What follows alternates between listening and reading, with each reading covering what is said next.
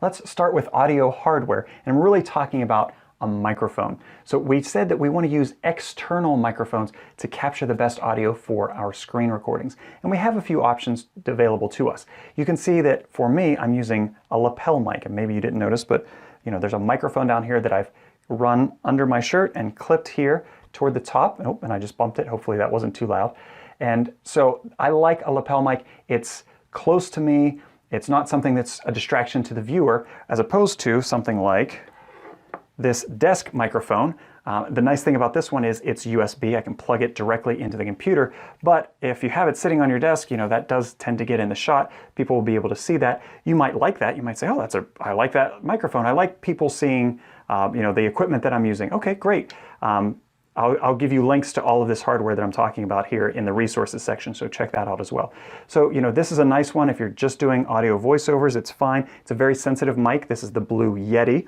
What I chose, though, with my lapel mic is I have one that goes directly into my cell phone, and so I use the Rode SmartLav Plus that records into my cell phone. So I just open up a voice recording app on my cell phone, I click record, I record my session. When I'm done, I click stop, and that gets a really good quality voice recording. That's my favorite. The other thing I like about this is that it gives me flexibility to move around. I'm basically wireless at this point. I can go outside, I can go anywhere I want, and there's no string, there's no cord that's attached to me that's going to keep me bound to a specific area. So that's one of the reasons it's my preference. Also, I can give it to somebody else. If I'm recording another person, I can have them clip it on, put the cell phone in their pocket, and they can walk around and not worry about tripping over any cords or anything like that. And one other option I will mention is a shotgun mic. Now, this is a really small shotgun mic. This is the Rode Video Micro. And a shotgun mic, this one will sit on top of my camera, and it was for the other videos, and I use it just to get a little bit of better audio. Then a cord comes out of the back and goes right into the side of the camera. But a shotgun mic is going to help pick up in a very narrow area, rather than something like the lapel mic or even the desk mic that picks up a wide area. And omnidirectional, this is a unidirectional. It's only going to pick up in a single direction. So those are some options for you. Because audio is the most important, we want you to get the best microphone you can afford. So I'll give you some different tiers of microphones that you can get. If you want some that just plug right into your computer, again, USB is going to be a recommendation there.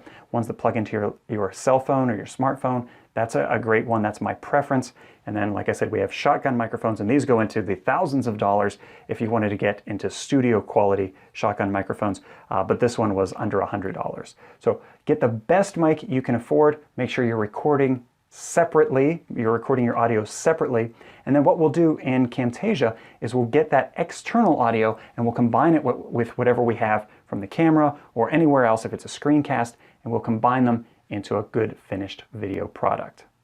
So because audio is the most important, I want to encourage you to get the best microphone you can afford. For some folks, that's in the $20 range. For other folks, they can afford $100 or even hundreds of dollars worth of equipment for their microphone. Usually for most of us, myself included, between $50 and $100 is a really good mic for the cost. So get the best mic you can afford. An external microphone will give you the best audio that you can then bring into Camtasia and match it up with your screencast.